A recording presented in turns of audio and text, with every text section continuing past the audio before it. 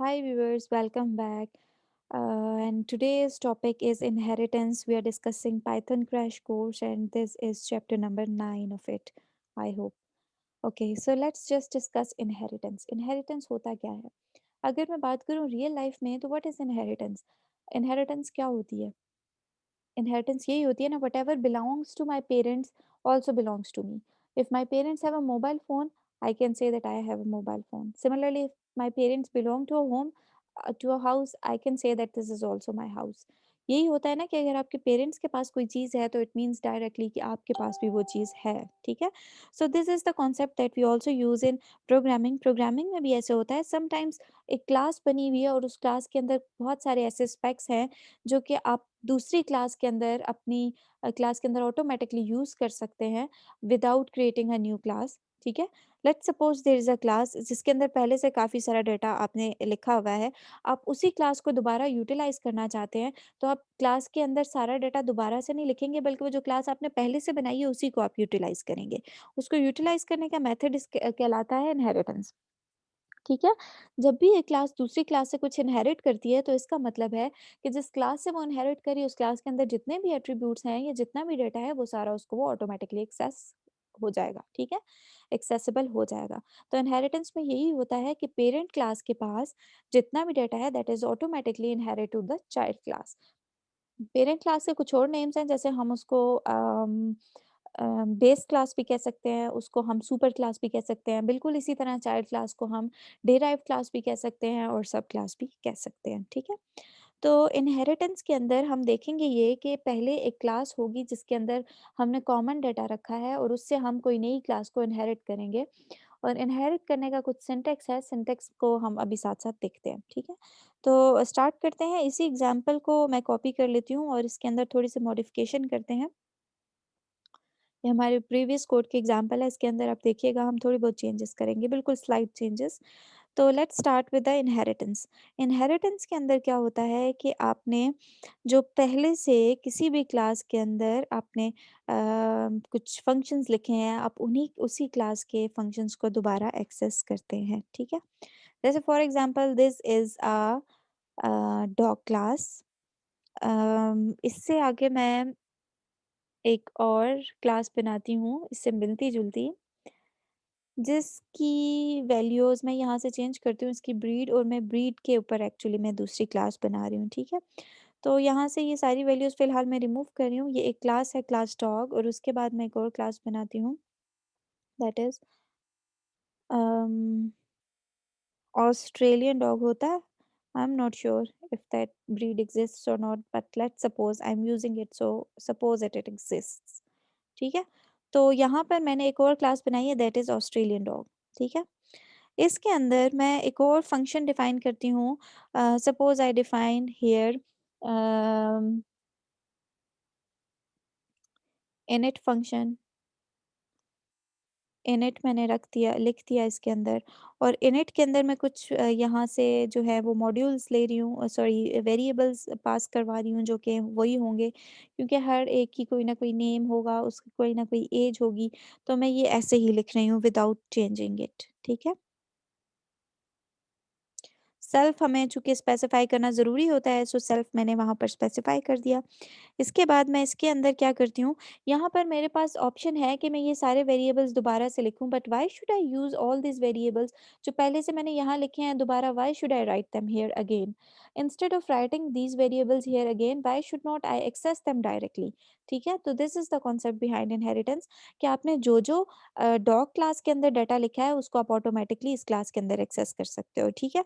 तो इसको मैं डायरेक्टली यहाँ पर एक्सेस करने के लिए क्या करूँगी, I have the option, if I can access। अब चूँकि ये जो है ना ऑस्ट्रेलियन डॉग, ये एक चाइल्ड क्लास है और ये पेरेंट क्लास को इनहेरिट करेगा, तो इसको सबसे पहले आपने देखना ये है कि आप इसको कैसे इनहेरिट करोगे, ठीक है? तो इनहेरिट करने का सिंटैक्स क्या होगा? इनहेरिट करने का सिंटैक्स बहुत सिंपल है, सिर्फ़ ये जो आपने राउंड ब्रैकेट्स यूज़ की हुई हैं, इसके अंदर आप पेरेंट क्लास का नाम बता दोगे कि ऑस्ट्रेलियन डॉग का जो पेरेंट क्लास है, वो है डॉग क्लास, ठीक है? तो मैंने इसके अंदर स्पेसिफ़ाई कर दिया कि dog class is the parent class and Australian dog is the child class. जैसे ही आप ये सिंटेक्स देखोगे राउंड ब्रेसेस के अंदर कोई और क्लास होगी तो you will consider that class as the child class, और जो ऑस्ट्रेलियन डॉग है that would be the child class, और जो डॉग है that would be the parent class, यानी राउंड ब्रैकेट्स के अंदर जो भी क्लास आती है that is the parent class. अब इसके अंदर अगर आप इनिट मेथड डिफाइन करना चाहते हैं तो यू कैन डिफाइन दैट, अगर आप नहीं डिफाइन करना चाहते तो देयर इजंट एनी प्रॉब्लम। तो यहाँ पर इसके अंदर मैं एक और फंक्शन लिखती हूँ जिसके अंदर मैं सिंपली क्या करूँगी, डेफिनेशन ब्रीड, ठीक है, इस फंक्शन का नाम है डेफिनेशन ब्रीड। इसके अंदर मैं सेल्फ पास करती हूँ और कॉलन के बाद मैं प्रिंट करूँगी कि ब्रीड इज ऑस्ट्रेलियन, ठीक है, breed is Australian. I am getting an error here कि ये inverted commas are slipped away. So I have to remove these. This is breed is Australian. ठीक है, तो breed is Australian जब है तो ये फंक्शन यहाँ पर कंप्लीट हो गया। अब मुझे ये देखना है कि how can I access this sits function और ये ईट्स फंक्शन और ये नेम और age, how can I access these things, ये मैं कैसे एक्सेस कर सकती हूँ, ये आपने थोड़ा-सा अंडरस्टैंड करना है एंड इट इज़ सिंपल। इसमें कोई ऐसी कोई मुश्किल चीज़ नहीं है। इसको आप एक्सेस कैसे करोगे? मैं आपको सिंपली बताती हूँ, दोनों क्लासेस के ऑब्जेक्ट्स क्रिएट करते हैं हम। डॉग का ऑब्जेक्ट क्रिएट करना है तो उसका मैं करती हूँ माय डॉग ऑब्जेक्ट है, ठीक है? इक्वल्स टू डॉग, और उसके इनिट फंक्शन में कुछ वैल्यूज़ पास हो रही हैं तो वो आपको यहाँ पास करनी पड़ेंगी। तो मैं इसको नाम देती हूँ Jack, comma 4। 4 should not be in inverted commas since this is numerical. तो ये माई डॉग का ऑब्जेक्ट बन गया। फिर मैं एक ऑस्ट्रेलियन डॉग का ऑब्जेक्ट बनाती हूँ, my Australian dog equals to dog, और इसके अंदर मुझे कोई वैल्यूज पास करने की ज़रूरत है? No, I don't need to pass any values. Why I don't need to pass any values? Because कि इसके अंदर मुझे यहाँ पर इनिट फंक्शन में मैंने कोई वैल्यू डिफाइन ही नहीं की, ठीक है।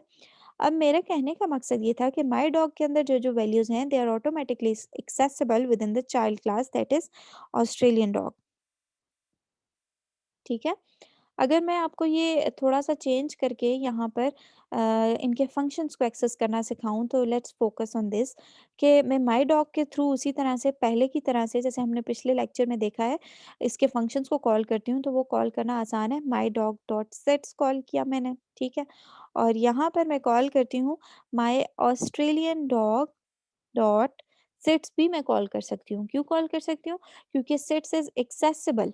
सिट्स पेरेंट क्लास का है, लेकिन चूँकि ये चाइल्ड क्लास है तो चाइल्ड क्लास के अंदर हर वो स्पेक आता है जो कि पेरेंट क्लास के अंदर होता है।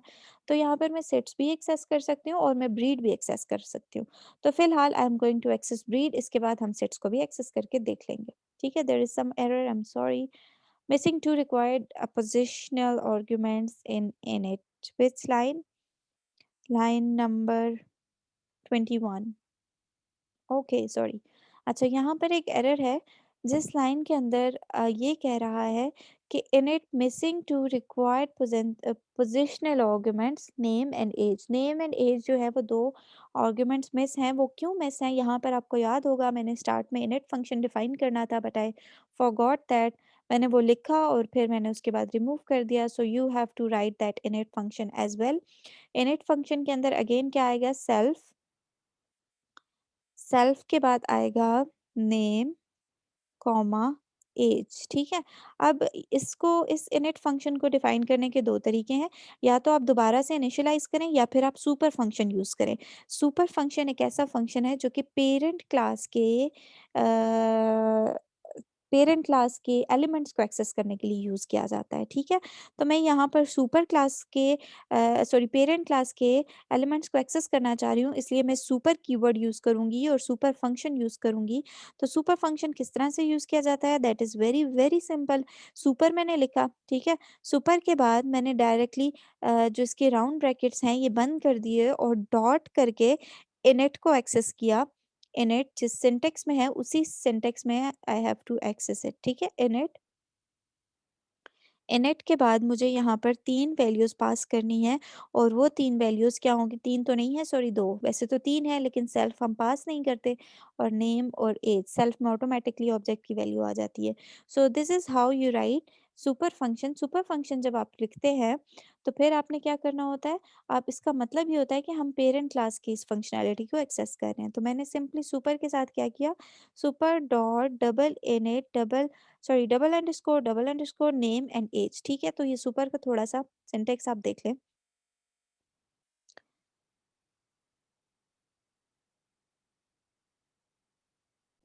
ओके, यहाँ पर इसको देखें, डॉग के अंदर मुझे 2 आर्गुमेंट्स पास करने चाहिए थे जो कि मैंने यहाँ पास नहीं किए, मुझे वो आर्गुमेंट्स भी पास करने पड़ेंगे। ज़ेन उसका नाम है और उसकी एज है 2, तो ये मैंने आर्गुमेंट्स 2 पास कर दिए हैं।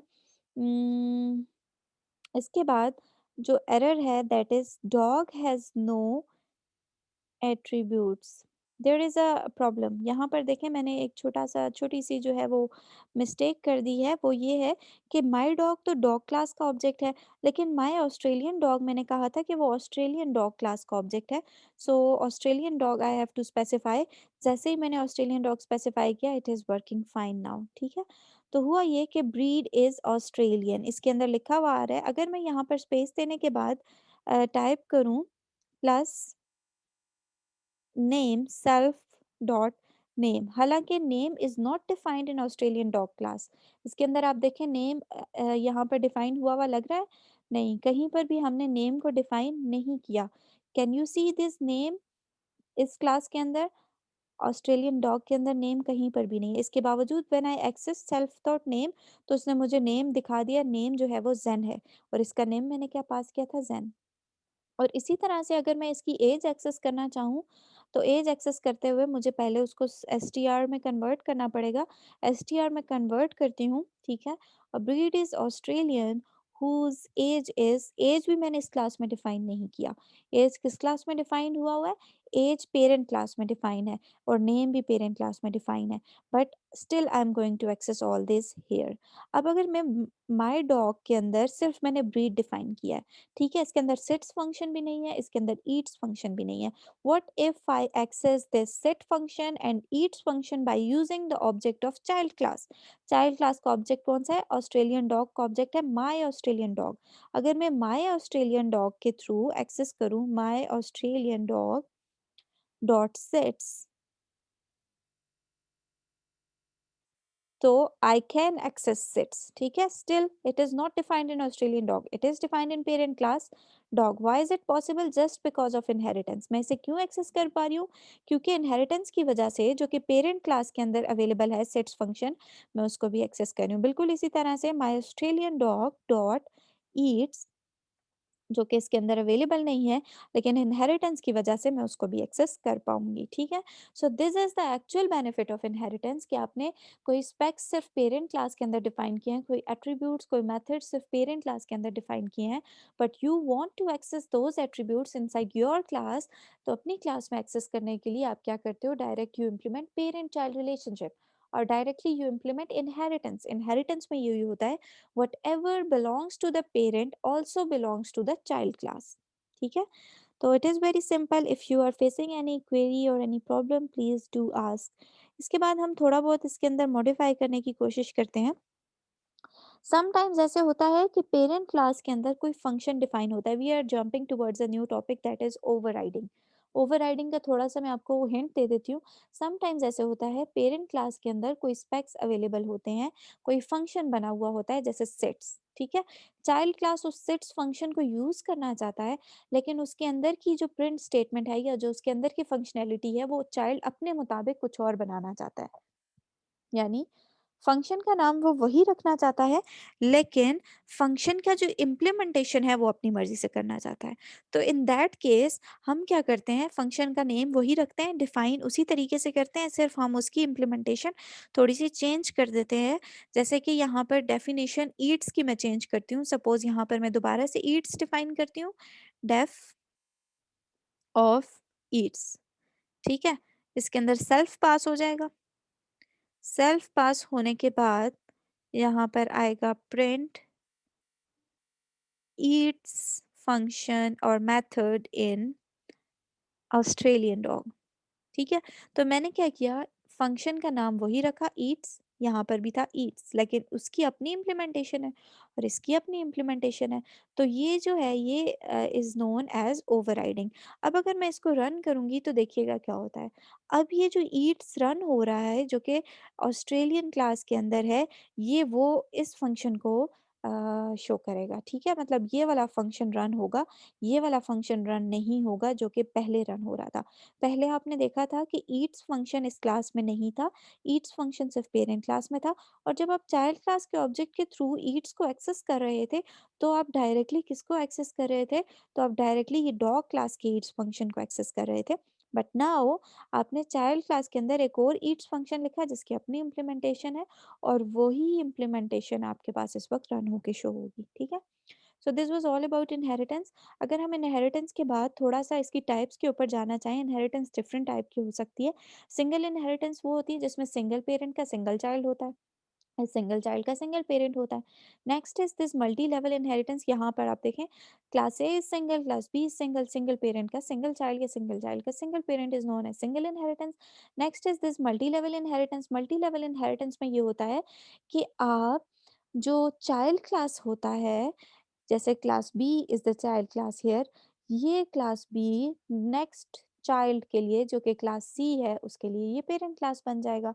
देखिए pictorially it is present here, class A is the parent class, class B is the child class of class A, but this class B is the